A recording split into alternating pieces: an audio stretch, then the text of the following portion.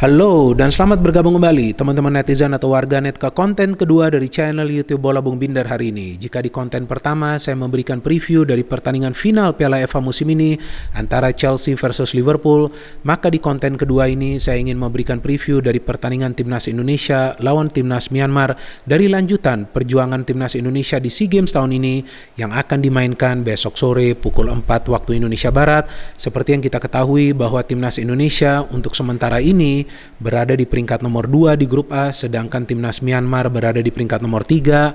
Kedua tim punya poin yang sama yakni 6 poin, namun Timnas Indonesia unggul dari segi selisih gol. Artinya secara hitung-hitungan Timnas Indonesia hanya membutuhkan 1 poin dari pertandingan terakhir mereka di grup A ini agar bisa lolos ke babak semifinal. Sebaliknya bagi Timnas Myanmar, mereka membutuhkan kemenangan alias 3 poin jika mereka ingin lolos ke babak semifinal, which means pertandingan terakhir bagi kedua tim ini di grup A adalah partai hidup mati.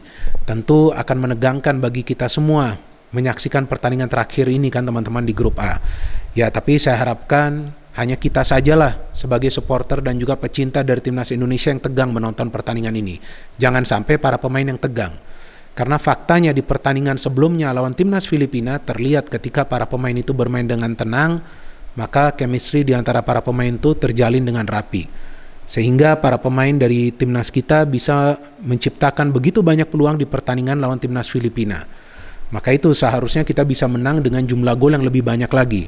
Tapi oke lah, kita bisa mencatat kemenangan 4-0, di mana kita bisa mencetak 4 gol, tidak kemasukan gol, dan yang paling penting mendapatkan 3 poin. Artinya dalam 2 pertandingan terakhir dari timnas Indonesia, para pemain bisa menghasilkan total 8 gol dan hanya kemasukan 1 gol. Tentu sudah lebih baik lagi daripada pertandingan pertama.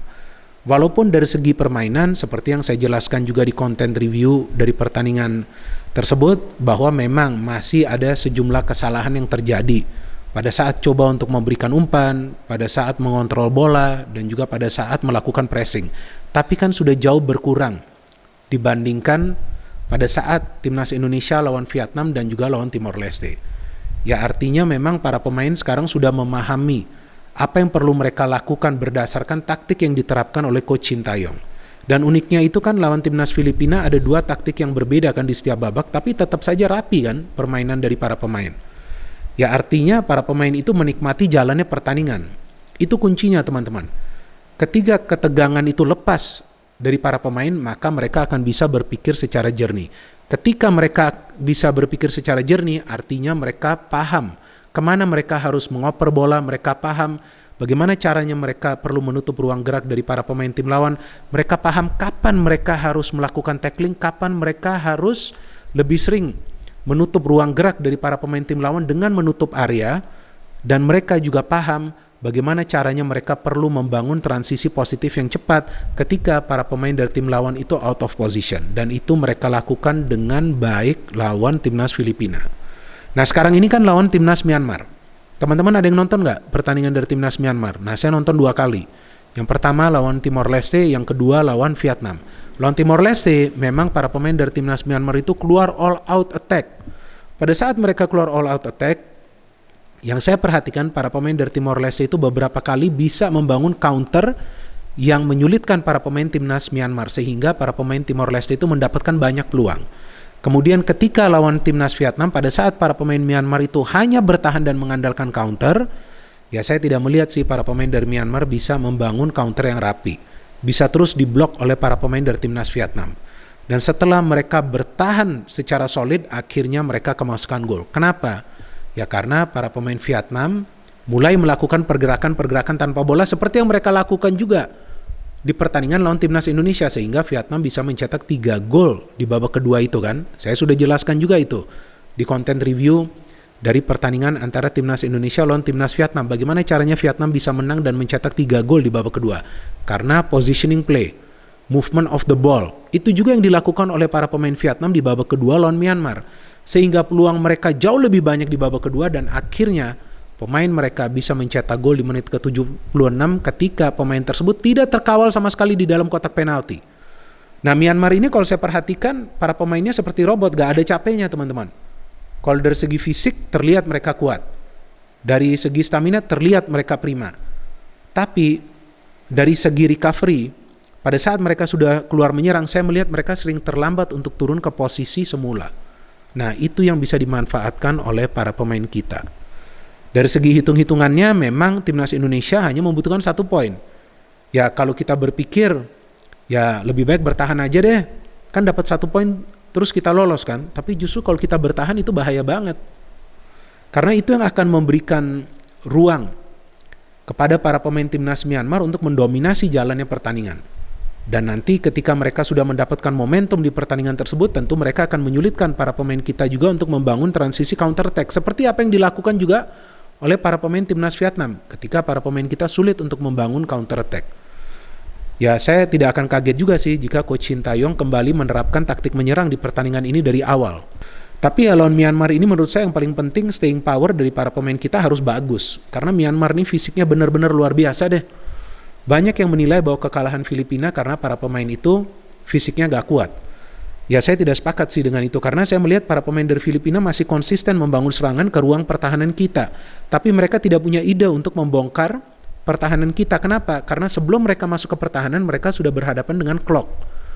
Ya, clock permainannya jauh lebih rapi di pertandingan lawan Filipina karena dia fokus kepada tugas dia. Memfilter serangan, kemudian memberikan distribusi bola ke depan. Nah, jika di match ini clock mendapatkan fokus, mendapatkan ruang yang sama, maka saya pikir clock lah adalah key player di pertandingan ini. Karena dia perlu menjadi filter dan kemudian dia perlu menjadi distributor bola di pertandingan ini. Agar ketika para pemain kita itu menguasai bola, ya bisa membangun serangan yang rapi. Karena kita perlu hati-hati dengan permainan keras dari para pemain Myanmar. Ini para pemain Myanmar kalau saya lihat lawan Vietnam mainnya keras banget nih. Nah, asumsi saya ya kemungkinan mereka juga akan bermain agresif lawan timnas Indonesia karena para pemain kita kan memang lebih unggul dari segi skill individu. Seperti Egy, seperti Witan, seperti Ricky Kambuaya kan skill individunya bagus, Asnawi. Nah, kemungkinan mereka akan bermain agresif untuk menutup ruang gerak dari para pemain kita yang punya skill individu yang baik. Ya, kalau dari segi peluang ya tentulah timnas Indonesia punya peluang untuk memenangi pertandingan ini. Tapi ya seperti yang pernah saya jelaskan bahwa para pemain tidak boleh menganggap remeh Myanmar.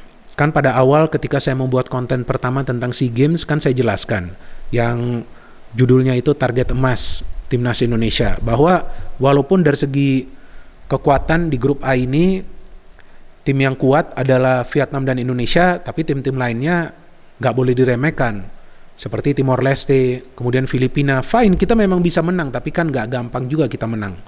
Setelah kita lihat skornya, wah bagus kita bisa menang, tapi kan para pemain berjuang habis-habisan di 2 pertandingan tersebut. Nah, lawan Myanmar pun menurut saya harus sama bagusnya perjuangannya.